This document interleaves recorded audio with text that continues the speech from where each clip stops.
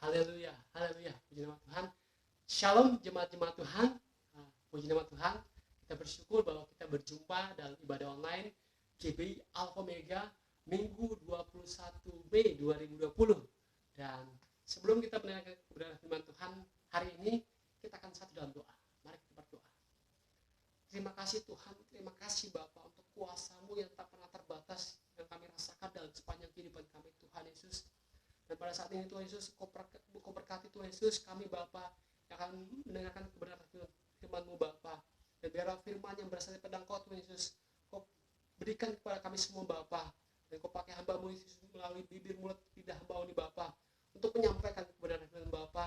Dan berikan telinga seorang murid kepada jemaat-jemaat-Mu Bapa untuk mendengar dengan baik kebenaran firman Bapa, sehingga mereka bisa terus bertumbuh dan kuat di dalam Engkau Yesus. Terima kasih Tuhan Yesus. Kami siap untuk mendengarkan firman-Mu Bapa. Dalam nama Yesus. Haleluya. Haleluya. Amin. Haleluya. Puji nama Tuhan. Hari ini saya bersyukur dan terima kasih kepada Bapak Gembala Pendeta Ferdinand Richard Poli yang sudah memberikan saya kesempatan untuk menyampaikan kebenaran firman Tuhan pada jemaat-jemaat sekalian. Dan saya juga mau menyapa jemaat-jemaat sekalian. Apa kabar? Haleluya. Saya tetap berdoa buat semua jemaat-jemaat Tuhan dimanapun berada, tetap dalam keadaan yang sehat dan kuat di dalam Tuhan. Amin. Dalam keadaan apapun, kita tetap kuat di dalam Tuhan. Kenapa? Karena kita punya Tuhan yang luar biasa. Yaitu siapa? Tuhan Yesus Kristus. Haleluya. Haleluya. Puji nama Tuhan. Hari ini saya akan berkhotbah tentang sesuatu yang penting. Karena apa? Karena minggu depan, tanggal 31 Mei 2020, kita akan memperingati sebuah hari yang penting, yaitu hari pencurahan Roh Kudus yang terjadi pada 2000 tahun yang lalu.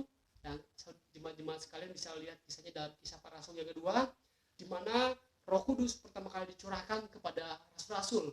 Mereka sedang ada di loteng, dan kemudian Tuhan mencurahkan Roh Kudusnya kepada rasul-rasul, dan mereka bisa berbahasa lidah, mereka bisa mengadakan suatu mujizat, tanda-tanda yang luar biasa dalam jiwa mereka. Mereka diberikan keberanian untuk memberitakan Injil. Dan dari mereka banyak murid-murid Tuhan semakin ditambahkan. Bahkan Petrus dalam khotbahnya, ketika dia berkhotbah, 3.000 orang diselamatkan, bertobat dan mau menerima Kristus sebagai Tuhan dan Juru Selamat mereka dalam hidup mereka secara pribadi. Haleluya. Puji nama Tuhan. Dan hari ini saya memberi judul tema dalam khotbah saya, yaitu pengaruh Roh Kudus bagi kehidupan. Pengaruh Roh Kudus bagi kehidupan. Nah, kehidupan siapa yang kita ingin lihat? Nah, kita akan melihat pengaruh Roh Kudus bagi kehidupan jemaat yang pertama, jemaat mula-mula dalam Kisah Para Rasul yang kedua.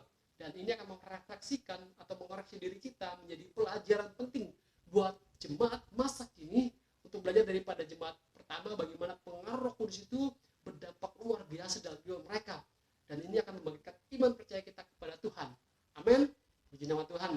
Sebelum kita mendengarkan kebenaran Tuhan, tak kelambatan, kita langsung buka Alkitab kita dalam Kisah Para Rasul yang kedua, ayat yang ke-41 sampai yang ke-47. Saya ulangi, kita buka Alkitab kita dalam Kisah Para Rasul yang kedua, ayat yang ke-41 sampai 47. Saya akan bacakan buat jemaat sekalian. Lembaga Alkitab Indonesia memberikan perikop cara hidup jemaat yang pertama. Orang-orang yang menerima perkataannya itu memberi diri dibaptis. Dan pada hari itu jumlah mereka bertambah kira-kira 3.000 jiwa. Mereka bertekun dalam pengajaran rasul-rasul dan dalam persekutuan. Dan mereka selalu berkumpul untuk memecahkan roti dan berdoa. Maka ketakutanlah mereka semua. Sedang rasul-rasul itu mengadakan banyak mujizat dan tanda. Dan semua orang yang telah menjadi percaya tetap bersatu. Dan segala kepunyaan mereka adalah kepunyaan bersama.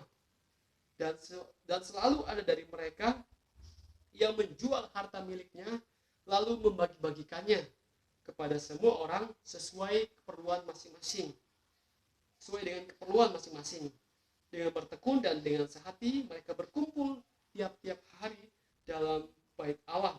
Mereka memecahkan roti di rumah masing-masing secara bergilir dan makan bersama-sama dengan gembira dan tulus hati sambil memuji Allah. Dan mereka disukai semua orang. dan tiap-tiap hari Tuhan menambah jumlah mereka dengan orang yang diselamatkan. Puji nama Tuhan. Berbahagialah orang yang mendengar dan melakukan kebenaran firman Tuhan. Haleluya. Puji nama Tuhan. Dari pembacaan Alkitab kita ini kita bisa melihat bagaimana jemaat yang pertama, jemaat yang mula-mula begitu luar biasa. Ada pengaruh daripada Roh Kudus bagi kehidupan mereka, dan mereka begitu mengalami dampak yang luar biasa dalam kehidupannya. Dan kita jemaat yang masa kini harus belajar daripada mereka. Dan hal yang pertama yang ingin kita pelajari daripada mereka tentang pengaruh Roh Kudus bagi kehidupan, dan kita melihat dari kehidupan jemaat yang pertama, yaitu Roh Kudus mengaktifkan jemaat. Roh Kudus mengaktifkan jemaat. Kita baca ayatnya dalam ayat yang ke-42, dikatakan bahwa mereka bertekun dalam pengajaran rasul-rasul dan dalam persekutuan, dan mereka selalu berkumpul dan memecahkan roti dan berdoa. Nah, di situ ada kata bertekun. Bertekun ini apa? Bertekun itu mereka aktif, mereka rajin, mereka melakukannya secara berulang-ulang. Setiap hari mereka lakukan, bahkan mereka terus melakukan membaca firman Tuhan, membaca kebenaran firman Tuhan. Mereka berdoa secara bersama-sama. Mereka aktif sebagai jemaat, walaupun sebagai jemaat yang pertama, tapi mereka sudah jadi jemaat yang aktif, jemaat yang tidak hanya mendengarkan kebenaran firman Tuhan, tapi mereka juga bisa menyampaikan kebenaran firman Tuhan. Bahkan mereka menyelidiki daripada kebenaran firman Tuhan ini. Apakah benar yang dikatakan oleh rasul-rasul itu? Apakah benar yang mereka katakan?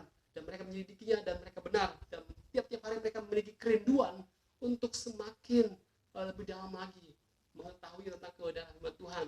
Dan jemaat yang aktif ini adalah jemaat yang pertama, dan kita harus belajar daripada mereka bagaimana jemaat masa kini juga harus aktif dalam berdoa, dalam membaca Alkitab, merenungkannya dalam sepanjang kehidupan mereka, menyelidiki bagaimana kebenaran firman Tuhan itu bisa mengubahkan kehidupan mereka, dan itu juga bisa mengubahkan kehidupan bagi jemaat masa kini.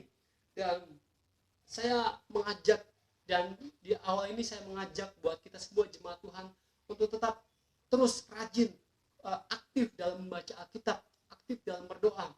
Dan saya juga melakukannya setiap pagi.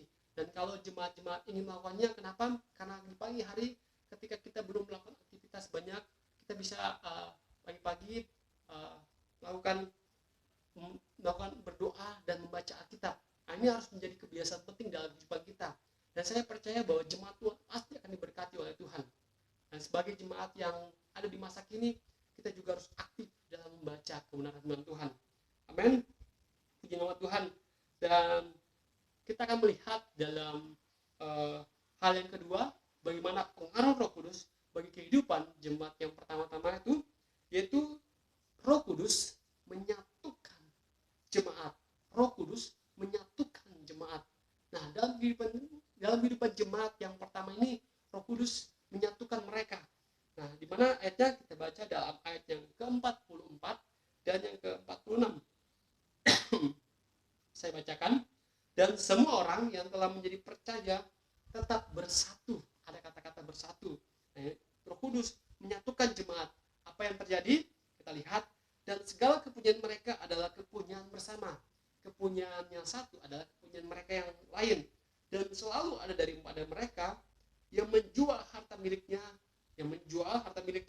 lalu membagi-bagikannya kepada semua orang. Bahkan lihat, mereka tidak egois. Mereka rela menjual harta miliknya, menjual barang-barangnya. Yang punya berkelebihan membagi kepada yang berkekurangan. Kemudian dikatakan sesuai dengan keperluan masing-masing. Berarti ada yang saling membutuhkan di tempat ini, kita lihat. Kemudian dengan bertekun dan dengan masing-masing. Nah, kita melihat kemudian di ayat 46, dengan bertekun dan dengan sehati mereka berkumpul tiap-tiap hari dalam bait Allah. Nah, kita melihat bahwa Roh Kudus ini menyatukan jemaat, di mana pada saat Roh Kudus dicurahkan dalam kehidupan jemaat yang mula-mula, mereka begitu luar biasa dampaknya dalam kehidupan mereka. Kita bisa melihat bahwa